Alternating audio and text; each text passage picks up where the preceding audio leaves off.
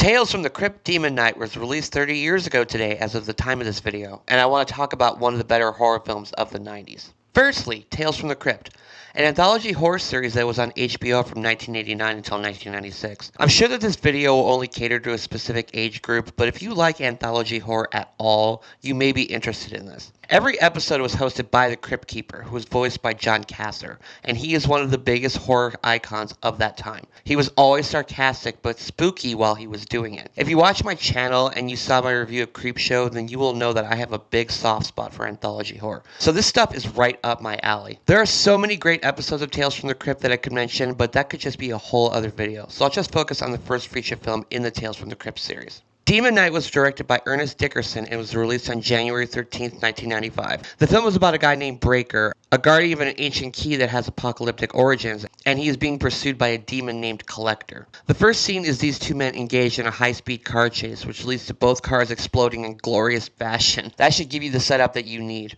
The movie primarily takes place in a motel in a small town that used to be a church, and the people staying at this motel are all just there to be cannon fodder for the demons. But that's okay, because Demon Knight isn't about any serious character development. We're here to get our gothic gore on, and this movie delivers it in spades. The cast in this film is star-studded.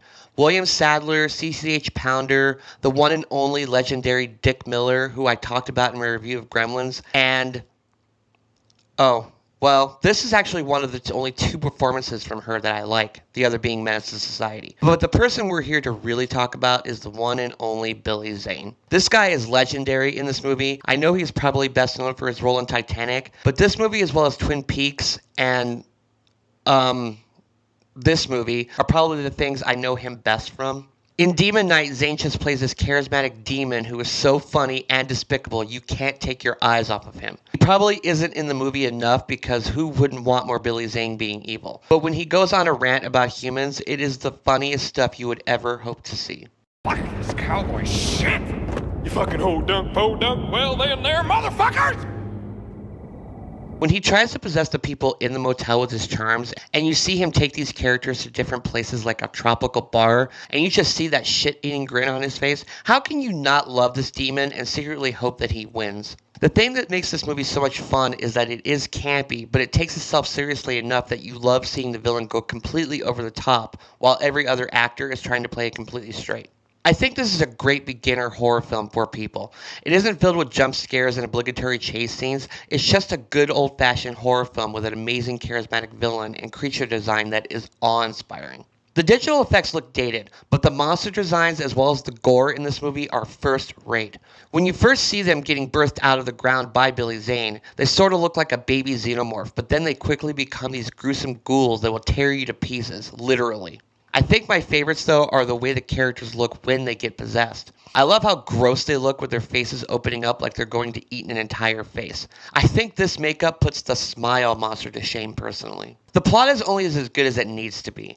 A guy has an ancient key that seals away evil and is being pursued by a demon because he wants to get a promotion in hell by bringing the apocalypse. The characters have no real depth to them, and they all have basic archetypes, but they're acted with such commitment that allows you to escape into the magic. The character of Roach is every two-faced jerk you've ever met in a horror film, Wally is a typical nerdy character, and Cordelia is just a prostitute looking for love. It's not exactly deep material here, but we're not really here for that. The cops in this movie are dumb as well, but as I mentioned in my Saturday the 14th review, stupid cops in horror films add to the fun. There is enough of a compelling story of good versus evil here that it will move you along pleasantly in between the great gore scenes. I will never be upset seeing Dick Miller in a horror film. I think that the film wraps up a little too conveniently, but everything that comes before that, as well as the final scene on a bus, are just fabulous. Why does this movie only have a 42% on Rotten Tomatoes? There is no way this movie is that bad. It's so entertaining. Demon Knight came out 2 years before Scream completely changed the landscape. So it was during that period in the mid-90s when horror films were trying to find the next big thing. But Demon Knight is nothing more than a 90-minute episode of the TV show Tales from the Crypt, and it didn't want to be anything more than that. I admire that kind of innocence, something that knows what it is and doesn't try to be anything greater than that. One of my biggest problems with horror film reviewers on this platform is that they mostly talk about the legendary horror films, or ones that they loved as a child. They don't really talk about horror films that are not masterpieces or iconic, just ones that are pure escapist fun, and that's what Demon Knight is, just pure escapist entertainment.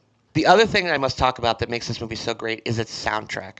Filter is the headline with the song Hey Man, Nice Shot, which was used in all of the marketing for the film, but there's also Pantera, Ministry, Sepultura, Megadeth.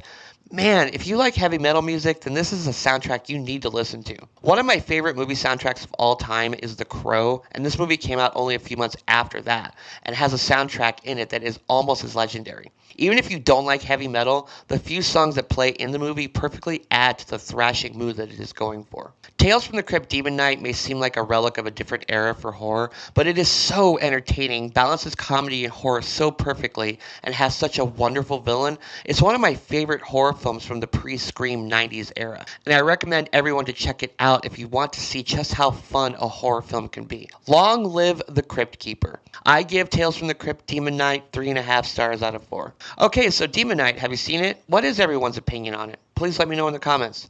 I also review new movies, silent films, and much more. So if you like this, please like and subscribe. Here's links to some of my other videos. Follow me on social media if you like. And until next time, I am Ghost.